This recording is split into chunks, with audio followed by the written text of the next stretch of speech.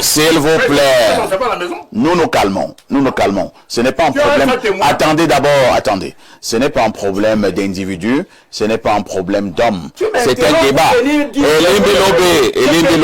La fédération. Nous nous calmons. Le droit privé. On a compris. On lui donne une mission de service public. Ne l'autorise pas à déroger. Fidel Castro, sommes-nous sortis de l'auberge? Visiblement, lorsque je vois ce qui se passe sur ce plateau, je dis non. Je dis non parce que, permettez avant de répondre à la question, que je puisse faire deux rectificatifs. Allons-y rapidement. Parce que lorsque j'ai entendu ici dire que, qu'est-ce qu'on a fait pour que, on parlait de budget, que l'État du Cameroun a mis à la disposition de la Fédération camerounaise de football 2,5 milliards. Lorsque nous allions à la dernière Coupe du Monde. Je voudrais te rappeler à celui qui l'a dit, c'est qu'en 2010, le budget était de 6,6 milliards de francs CFA. Que l'État du Cameroun a mis à la disposition, parce que ce budget comprend à l'intérieur les primes, les restaurations et consorts. Je voudrais lui rappeler qu'en 2014, il était de 4 milliards. Je voudrais lui rappeler qu'en 2002, il était de 3,3 milliards. Donc si en 2022, l'État met à la disposition de la Fédération 2,2 milliards, je ne vois pas où se trouve le problème. Deuxième des choses, lorsque M. Apo vient sur ce plateau, lui qui est un brillant président de club, nous dit qu'en 2010, notamment il parlait de Malakat Getch, que les joueurs ont refusé d'aller jouer. Ce qu'il refuse de dire, c'est que la fédération d'antan avait sanctionné les leaders, parmi lesquels le président de la fédération de football, le joueur. C'est vrai. Il avait l'adjoint qui était monsieur Eno Eyontakan. Les 3 capitaines avaient été sanctionnés. Ça m'a appelé 18 matchs de suspension. Monsieur Akou Epin Domingo, lorsqu'on est un papa, on ne ment pas. Donc, si je te comprends bien, Samuel Eto'o avait déjà été considéré comme un fauteur de troubles. Et il avait été sanctionné. Ah, d'accord. Il faut bien me comprendre. C'est un joueur de football et le joueur de football peut être indiscipliné. Mais certains, apparemment, ont commis des troubles dernièrement, mais n'ont pas été sanctionnés. Je voulais d'abord rétablir la vérité, que ce soit connu de tous. Maintenant, lorsqu'on nous parle, quand je dis on n'est pas prêt, parce qu'on veut faire croire aux gens que le décret est tellement compliqué, il n'est pas compliqué. Lorsqu'on vous dit le coordonnateur général est nommé par le président de la FECAFOOT. C'est écrit noir sur blanc. Est-ce qu'il faut aller à Sorbonne professeur? On l'a dit, non? Est-ce que je l'ai pas dit? Et justement parce qu'on dit la coordination s'occupe de l'organisation des activités. Et lorsque quelqu'un s'arrange cela, lorsque quelqu'un vous empêche de le faire, vous voulez que qui soit le responsable? S'il te plaît, je vais juste... Elimbi, non,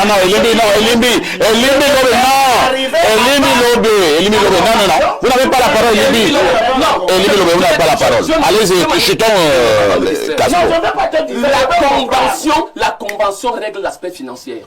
Cet aspect, parce que tout le problème là, tout ce problème-là, tout ce que vous voyez là, c'est la gestion qui gère les lions et non pas. C'est la coordination. Et je voulais rappeler aux uns aux autres. La coordination était l'ancienne direction administrative logée au ministère des Sports. C'est compris. Et depuis le moment où le président a compris que les fonctionnaires ne sont pas techniciens pour organiser le football, il a remis ça à l'organe technique qui est la fédération, M. Limblobé. C'est la volonté du chef de l'État matérialisée par le décret. C'est le peuple qui a dit, celui qui organise les sélections, qui organise les activités, c'est la fédération. Et le coordinateur est nommé par le président de la FECAFOOT. Lorsque l'État, à travers le ministère des Sports, prend le de nommer un coordinateur, qui crée le désordre?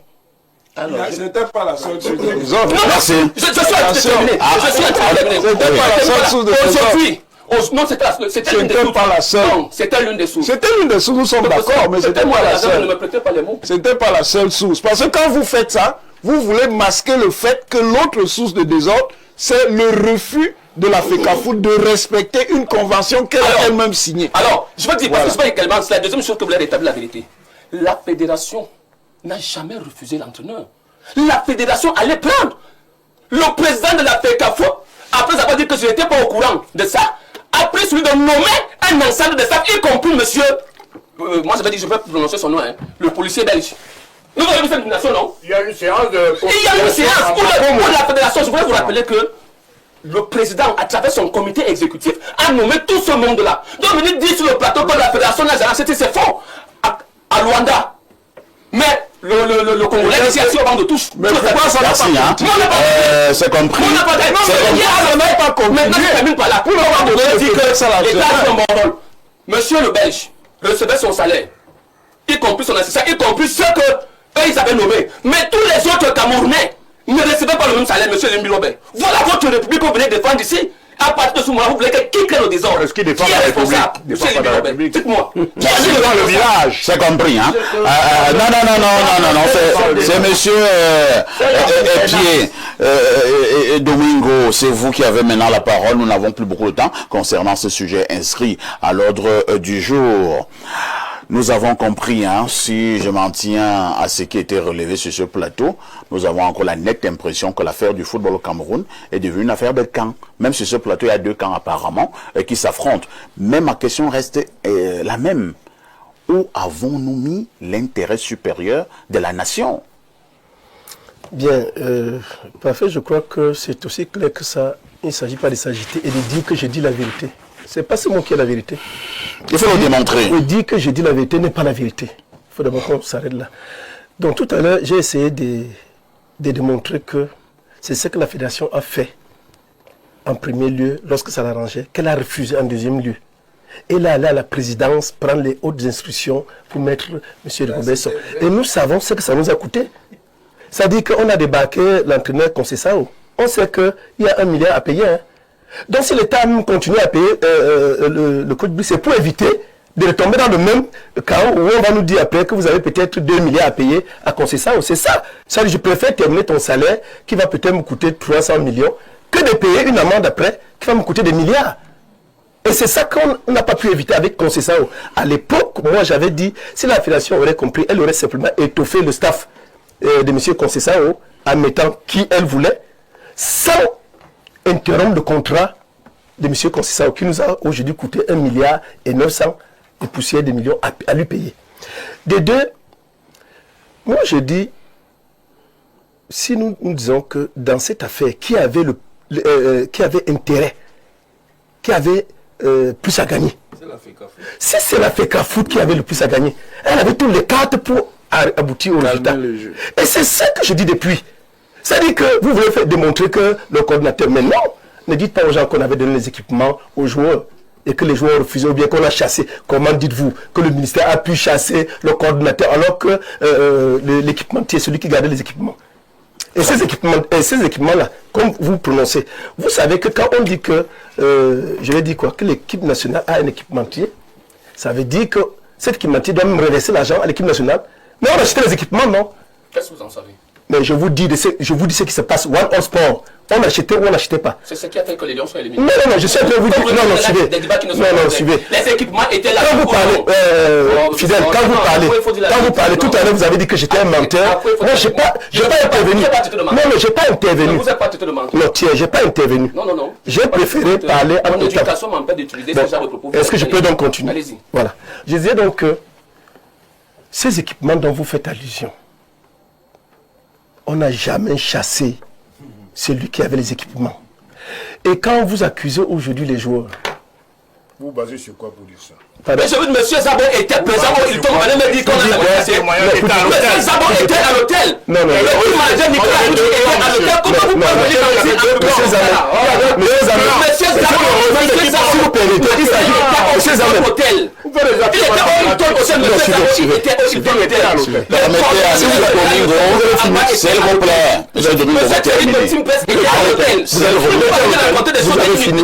Lorsque vous parliez, monsieur Domingo, vous avez écouté. Hein? Allez-y, monsieur Domingo. Ok, je voudrais vous dire qu'il s'agit du football.